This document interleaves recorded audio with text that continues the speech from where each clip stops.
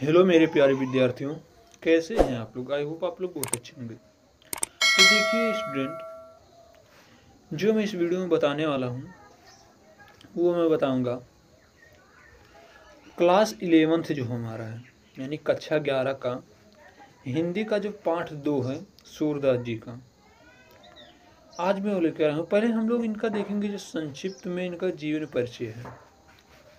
इनका संक्षिप्त में देखिए हमारा यहाँ है पाठ 2 है हमारा यहाँ सूरदास जी, ठीक है।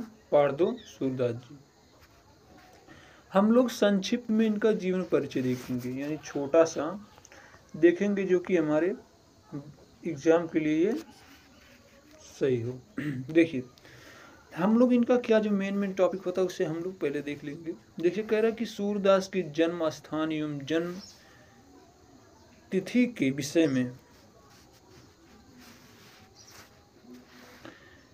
के विषय में बहुत मतभेद है।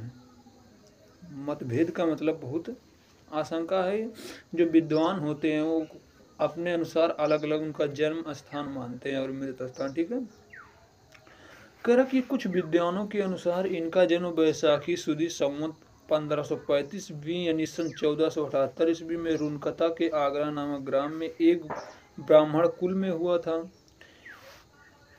उसके बाद यहाँ की कुछ विद्वान सीही नामक स्थान को सूरदास का जन्म मानते हैं। इनके पिता का नाम पंडित रामदास सारस्वत था। सूरदास जी जन्म से ही अंधे थे या नहीं, इस संबंध में भी अनेक मत हैं। कुछ लोग का मत है कि प्रकृति तथा बाल मनोवृत्तियों एवं मानव स्वभाव का जैसा सूक्ष्म और सुंदर वर्णन सूरदास ने किया वैसा कोई जन्मंधान कदापि नहीं कर सकता। सूरदास जी वल्लभाचार्य के शिष्य बन गए थे। उनके साथ ही मथुरा के गांव घाट पर श्रीनाथ जी के मंदिर में रहने लगे।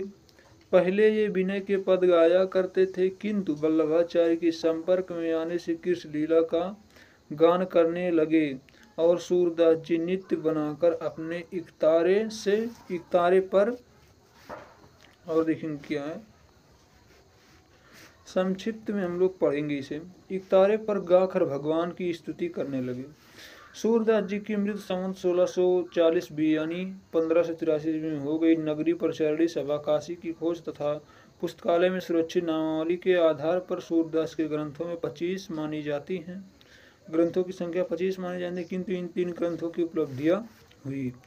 अब देखिए स्टूडेंट, अब इनका जीवन परिचय तो हो गया। अब यहाँ सूर सागर सूर सावली जो इनकी ग्रंथ है ये आप लोग पढ़ लीजिएगा। अब हम लोग इसमें देखेंगे इनका जो पहला खंड है वो है विनय। इसमें देख लीजिए जो पहला इसमें खंड है इसमें 3 है, विनय, वात्सल्य, भ्रमर गीत, ठीक है। तो पहले हम लोग इसमें देखेंगे इस जो है ये विनय देखेंगे।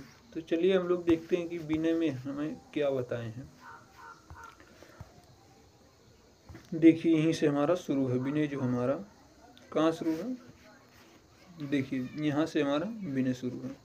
हम लोग देखेंगे कि जो विनय है ये देखिए कह रहा कि अब के राख ले हु भगवान, हौ अनाथ बैठे ध्रुम डरिया पारद साधे बान, ताके डर में भाज्यो चाहत ऊपर ढुक्यो सचान, दूहु भाति दुख भयो आन यह कौन उबारे प्राण, सुमिरत ही अहिडस्य पारधि कर छुट्यो संधान, सूरदास सर लाग्यो सच नहीं जय जय कृपा निधान। देखिए स्टूडेंट इसमें क्या बताया गया है, ध्यान से समझिए, बहुत बारीकी से, बहुत सिंपल है। कह रहे हैं कि अब के राख ले हो भगवान, यानी इसमें हमें बताया गया है कि कोई एक पक्षी है, कोई पक्षी है। पक्षी कौन है? जो हमारा आत्मा है। कोई एक पक्षी है, वो कह रही कि अब के राख ले भगवान, यानी हे भगवान, हे परमात्मा, आप मेरी रक्षा कीजिए। जो हमारी आत्मा कह रही कि हे परमात्मा आप मेरी रक्षा कीजिए। यानी पक्षी को कौन, यानी आत्मा जो हमारा उसे पक्षी मान लिया गया है। यानी जो पक्षी है कह रही कि हे भगवान आप मेरी रक्षा कीजिए। हौ अनाथ बैठे ध्रुम डरिया पार साधतान, यानी मैं तो अनाथ हूँ, मैं अनाथ हूँ और मैं अनाथ होकर एक डाल पर बैठी हूँ, पेड़ के एक डाल पर बैठी हूँ। ध्रुम डरिया पारद साधे बान, पारद मतलब होता है शिकारी, यानी पारद साधे बान, मैं एक डाल पर, एक पेड़ के डाल पर बैठी हूँ, मैं अनाथ हूँ, मैं एक डाल पर बैठी हूँ, और जो पारद यानी शिकारी मेरे तरफ नीचे से अपना धनुष बाण लिए हमारे तरफ ही साधा कह सकते हैं, ठीक है। उसके बाद क्या है कि ताके डर में भाज्य चाह, जिसके कारण, जिसके डर से मैं यहाँ से भागना चाहती हूँ, ऊपर ढूकियो सचान, लेकिन ऊपर बाज है वो हमें खाना चाहते हैं। अब देखिए क्या इसमें कह रहे हैं कि नीचे से जो शिकारी हो मेरे तरफ बाण को अपने साधा हुआ है, और ऊपर में इसके डर से मैं ऊपर भागना चाहती हूँ, तो ऊपर बहुत से बाज है जो हमें खाना चाहते हैं। दूहु भांति दुख भयो आनियह कौन उबारे प्राण, यानी दोनों प्रकार से हमारे पास दुख भर गया है, दोनों प्रकार से हमारे पास दुख भर गया, कौन उबारे प्राण, अब मेरे प्राण का रक्षा कौन करेगा। यानी ऊपर से बाज है और नीचे से शिकारी, यानी दोनों तरफ से मेरे पास दुख है, दुख भर गया, मेरे प्राण को कौन बचाएगा।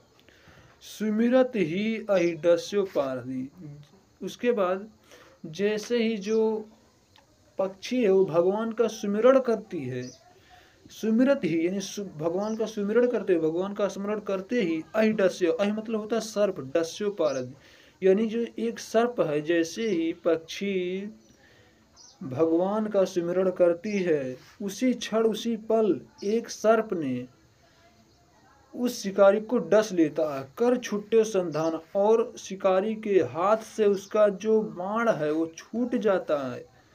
सूरदास सर लाग्यो सच नहीं, जय जय कृपा निधान, और छूट कर देखिए जैसे ही जो पक्षी है भगवान को सुमिरण करती है, तैसे एक सर्प शिकारी को डस लेता है, और शिकारी के हाथ से वो बाण छूट जाता है, और छूट कर उन बाज को लग जाता है, जो ऊपर इस जो पक्षी है उसे नहीं जाने देते थे, उस बाज को लग जाता है।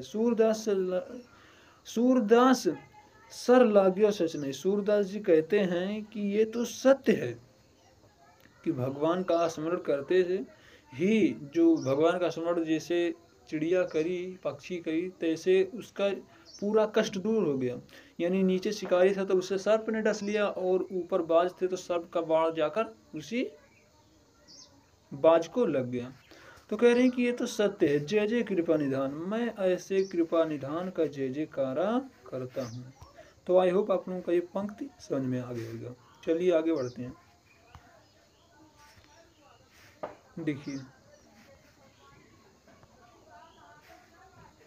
देख लीजिए, मेरो मन अनंत सुख पावे। अब देखिए क्या है, इसमें कहा गया है कि मेरो मन अनंत सुख पावे, यानी जो ये मेरा मन है, छोटा सा मेरा मन है, ये तो कहीं नहीं सुख पाता है। जो मेरा छोटा सा मन है ये कहीं नहीं सुख पाता है। मैंने बहुत देवी देवताओं का उपासना किया, लेकिन जो ये मेरा छोटा सा मन है ये संतुष्ट कहीं नहीं होता, सुख नहीं पाता है। जिस प्रकार जैसे कि जैसे उड़ जहाज को पंछी फिर जहाज पर आवे, ठीक है, थोड़ा इसमें छोटा कर दूं, देखिए यहाँ जहाज पर आवे,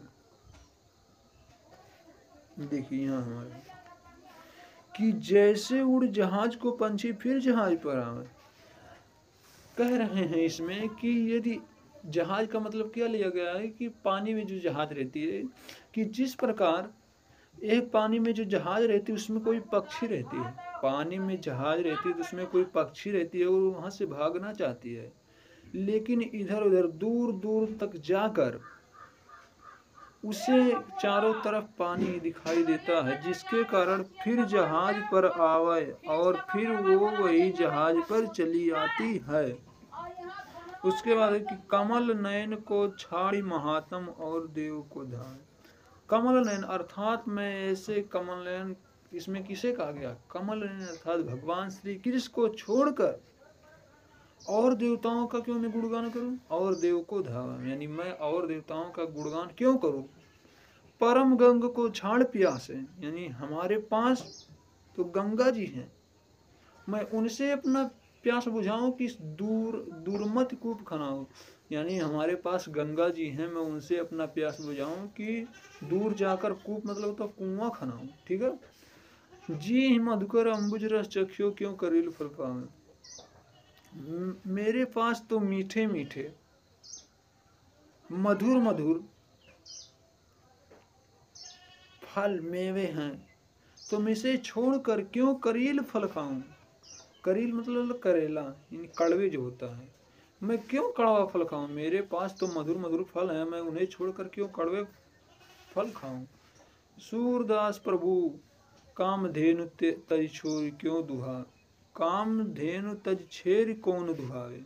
यानी सूरदास जी कहते हैं कि हमारे पास तो कामधेनु गाय है जो कि हमारे मूलभूत आवश्यकताओं का पूरा करती है, हमें दूध भी देती है, तो मैं उसे तज मतलब होता है छोड़कर, तो मैं उसे छोड़कर, छेर मतलब होता है बकरी कौन दूँ, तो मैं बकरी का पालन क्यों करूँ। तो आई होप स्टूडेंट आप लोग बहुत अच्छी तरीके से इसे समझ गए होंगे। जो विनय था आज ही समाप्त हुआ। मैं नेक्स्ट वीडियो में आप लोगों का वात्सल्य लेकर आऊँगा और आप लोगों को बताऊँगा। तो चलिए स्टूडेंट आज के लिए इतना ही। यदि आप लोगों को मेरी वीडियो अच्छी लगती है तो चैनल को जरूर सब्सक्राइब कीजिए।